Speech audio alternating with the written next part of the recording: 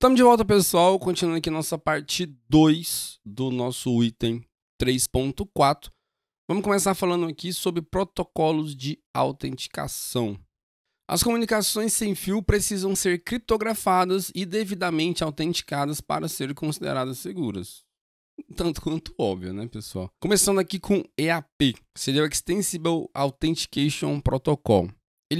O EAP é uma estrutura de autenticação. É uma das tecnologias de autenticação originais fornecidas pelo PPP. O EAP ele permite que novas tecnologias sejam compatíveis com tecnologias existentes de conexão sem fio ou ponto a ponto.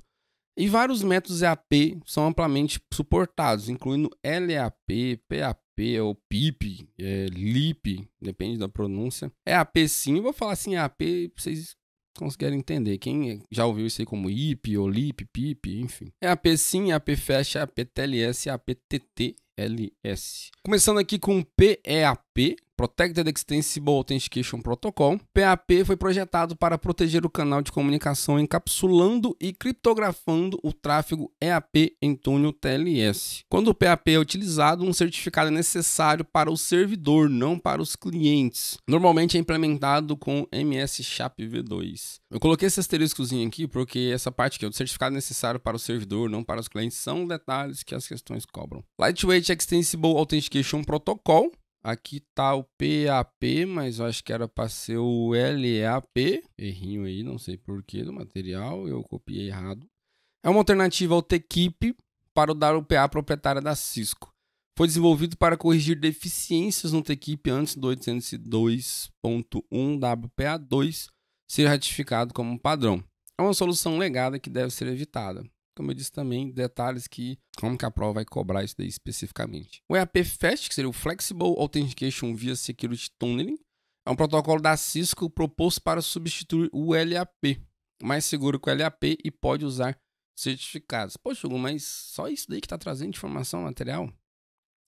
Como eu disse, eu pego informação aí de alguns livros, né? E só traz esse tipo de informação aí. Obviamente, eu faço um skim ali, né? Scan, enfim. Tirando a parte mais importante. E o restante é só encheção de linguiça. A PTLS, Transport Layer Security, é um padrão aberto do IETF, que é uma implementação do protocolo TLS para uso na proteção de tráfego de autenticação.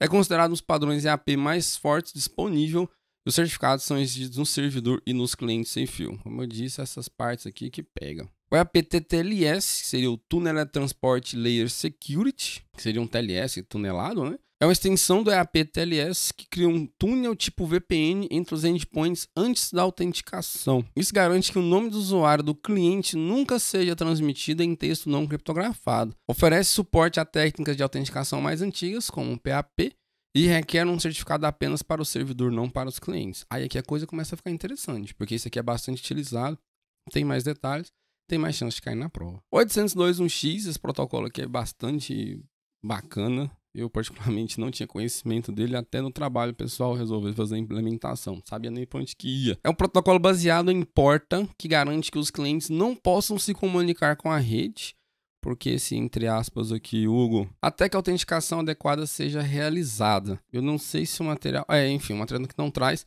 Mas por que se comunicar com a rede? Esse 802.1x, por mais que o pessoal, às vezes, vê a implementação dele mais em rede sem fio, isso não tem ligação com rede sem fio.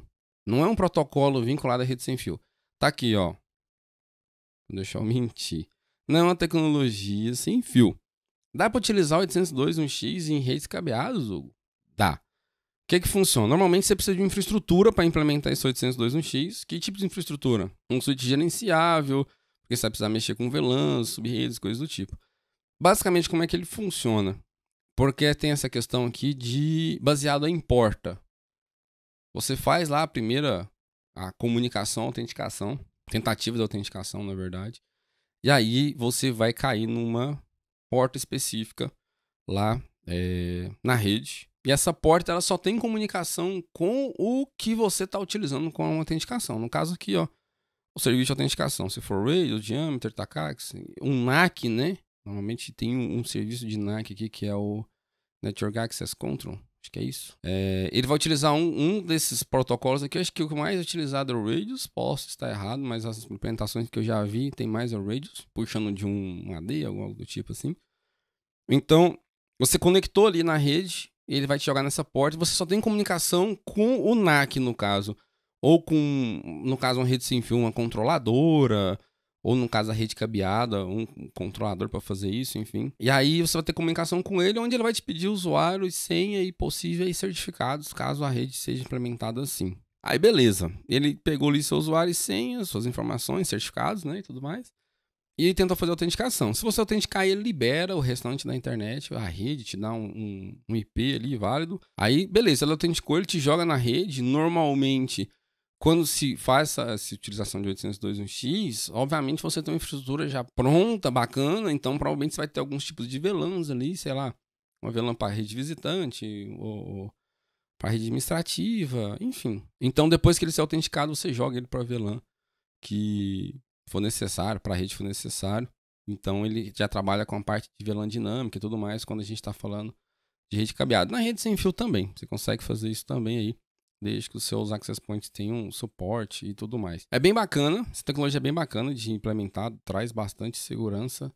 Eu mesmo já tentei fazer implementação em rede cabeada, não consegui porque a parte de configuração de NAC é bem puxadinha.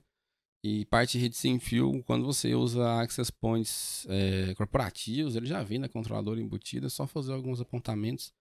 A implementação é bem tranquila. Nem todos os métodos de autenticação 802.1x ou EAP são seguros, pois alguns apenas verificam ID. Isso aqui é um UI, tá? Um ID superficiais, como endereço MAC antes de conceder o acesso. Aí, como eu disse, é uma forma de autenticação. Ele tem vários métodos. O que eu jamais já vi, o pessoal mais utiliza a questão de usuário e senha e usa o EAP com... usa o PAP com TLS, alguma coisa assim. É bem tranquilo, dificilmente dá problema, mas é um protocolo bem bacana de se utilizar e com certeza você vai cair na prova, vai cobrar isso daí. Radius, Remote Authentication Dial-in User Service Federation, eu acho que a gente já viu isso aqui em aulas passadas. O serviço de usuário por descagem com autenticação remota permite que vários servidores obtenham acesso usando um processo de autenticação centralizado. Criptografa apenas senhas, mas não procedimento de autenticação completo. Sendo utilizado juntamente com 802.1x, que a gente acabou de ver, permite que os usuários de seus dispositivos possam se autenticar em outras redes no grupo federado. Aí entra questão de roaming, a gente chegou a ver isso também, eu não lembro se foi no domínio 2, que tem a ver com essa parte de autenticação federada também. Você utilizar uma outra rede fora da sua e compartilhar credenciais para você utilizar isso daí.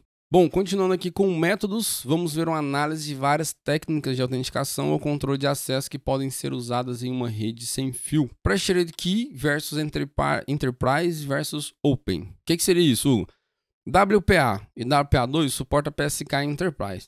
Poxa, mas WPA é inseguro. Finge que não tá ali, tá no material, mas não é para usar. Quando o modo PSK é usado, o que é PSK? Eu não tô entendendo, cara. Pre-shared key, chave pré-compartilhada. Os usuários podem acessar a rede com PSK ou senha, nada mais é que a senha. Fornecendo autorização, mas não autenticação. Fornecendo autorização, mas não autenticação. Autorização pode ou não pode usar. Autenticação fala assim, quem que tá usando ou quem que não pode usar. Conseguiram entender a diferença? No modo empresarial, no modo Enterprise, exige que os usuários se autentiquem antes de terem acesso à rede sem fio. Esse modo normalmente usa um servidor 802.1x para adicionar a autenticação. Viram aí que o 802 é bastante utilizado, né? 802.1x. Manda um feedback aí, se você já conhecia esse protocolo 802.1x. É bastante interessante, eu gosto bastante porque era algo que eu estudava redes pra caramba, nem sabia a existência disso aí. O modo aberto, Open, permite que qualquer usuário acesse a rede, mas não oferece nenhuma segurança. Poxa, modo aberto, Open. É o modo aberto sem senha, aquele que você chega na rede, conecta e seus dados são roubados. Não, brincadeira, pessoal. É uma rede sem senha, uma rede aberta. Então, é o modo chave pré-compartilhado, que é a senha, que é normalmente o que a gente tem em casa, né? Porque a gente usa o modo Spreadsheet Key ou o modo pessoal, não, lá o modo pessoal que a gente utiliza em casa, tem uma senhazinha lá. O modo Enterprise já tem a questão de autenticação, normalmente usando 802.1x. E a rede aberta que a gente usa para dar golpe, ou mentira, que dá golpe não. Para liberar a internet para todo mundo, né? Porque quando a gente usa o modo do Open, a gente usa um outro negocinho, que a gente vai ver no próximo slide. WPS, Wi-Fi Protected Setup. O WPS permite que os usuários configurem dispositivos sem fio sem inserir uma senha. Isso aqui é maravilhoso quando a gente chega na casa dos outros, pô, não quer passar Wi-Fi, a senha do Wi-Fi. Eles podem inserir um PIN de 8 dígitos ou pressionar botões para configurar o dispositivo. Pressionar botões. É importante desativar o WPS Wi-Fi. Pera aí, ué, você está ensinando um negócio aqui, mas já quebra as pernas. É importante desativar o WPS como parte de um processo de pré-implantação focado na segurança. O que é esse WPS?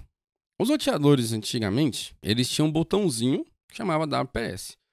Aí quando você apertava esse botãozinho, você ia no celular e aí ele já... Alguns já conectavam direto. Quando você apertava esse botão lá, você ia no celular e colocava no celular ou no notebook. No notebook eu nunca consegui conectar com isso. Mas no celular você ativava lá o WPS. Ia lá e apertava o botão. Ele ficava meio que escaneando a rede por sei lá quanto tempo, uns 40 segundos, um minuto e meio, não sei.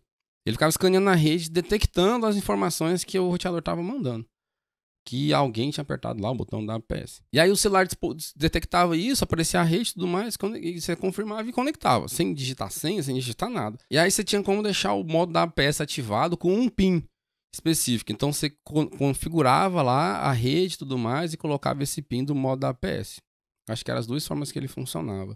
Que eu já vi, né? E aí qual que era o problema disso? Que esse PIN normalmente ele vinha padrão de fábrica. Então você pegava os roteadores lá das marcas, Lynx, não sei das quantas, eles vinham todo o mesmo PIN.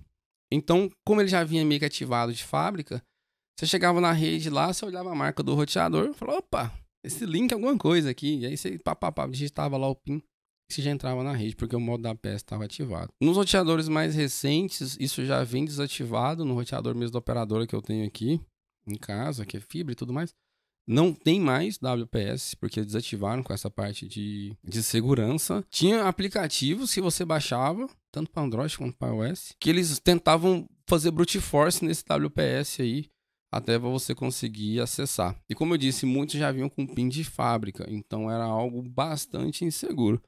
Quando você pensava que não estava pagando internet ali para você e para os vizinhos todos. Só um adendozinho aqui, existe uma função que chama WDS, que é Wi-Fi Direct System Setup, alguma coisa assim. Não me lembro agora a sigla específica. Mas isso daqui é para você utilizar um roteador conectando com o outro roteador, isso de forma sem fio, tá? Então não confundam WPS com o P aqui com WDS. O WDS tem a ver com essa conexão sem fio aqui, ficou aparecendo na carinha. E o WPS tem a ver com senha. Captive Portal ou portal cativo, em uma tradução meio estranha, não sei se faz muito sentido. É uma técnica de autenticação que redireciona um cliente recém-conectado à rede para uma página ou um portal de controle de acesso baseado na web. Essa página pode solicitar alguns dados como nome, e-mail, CPF, código de acesso ou até mesmo solicitar um pagamento. Isso aqui é bastante utilizado em hotel,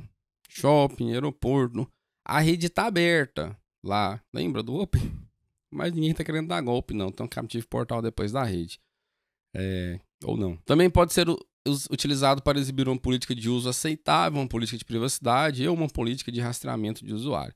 Falando que seus dados podem ser interceptados, se você fizer coisa errada, você vai ser entregue para a polícia e coisas do tipo. Normalmente são utilizados em locais com rede sem fio com grandes públicos, como hotéis, restaurantes, bares, aeroportos, shoppings e relacionados. Então, normalmente ele está vinculado com a rede aberta. Você conecta na rede aberta lá, e aí quando você tenta acessar a web, você cai lá nesse Captive Portal e ele pede alguns dados seus, às vezes um pré-cadastro, ou às vezes um CPF, enfim. Tem bastante tempo que eu não caio de frente com um Captive Portal, porque hoje todo mundo com dados móveis, raramente alguém vai utilizar o Wi-Fi assim. Mas esse é o conceito e é bastante interessante fazer a implementação quando você pensa em distribuir rede de grátis para alguém. Porque aí, no caso, você faz um Captive Portal, faz um pré-cadastro e vincula todos aqueles logs de sessão a esse cadastro. Se der ruim, algum incidente dentro da sua rede, você tem a questão de autenticação com o nome e tudo mais, por mais que a pessoa possa colocar nome errado, CPF, enfim. Bom, pessoal, nossa parte 2 fica por aqui. Eu tento falar pouco, fazer as aulas aí em torno de 10 minutos, mas tá muito difícil porque o conteúdo a gente empolga. O professor fala pra caramba, né? Mas é isso aí. Passando o conteúdo e vocês tendo paciência pra assistir tudo, todo mundo fica feliz. Manda um feedback pra nós aí, o que vocês estão achando das aulas. E espero que tenham gostando, né? E bora lá pra parte 3. Vejo vocês lá.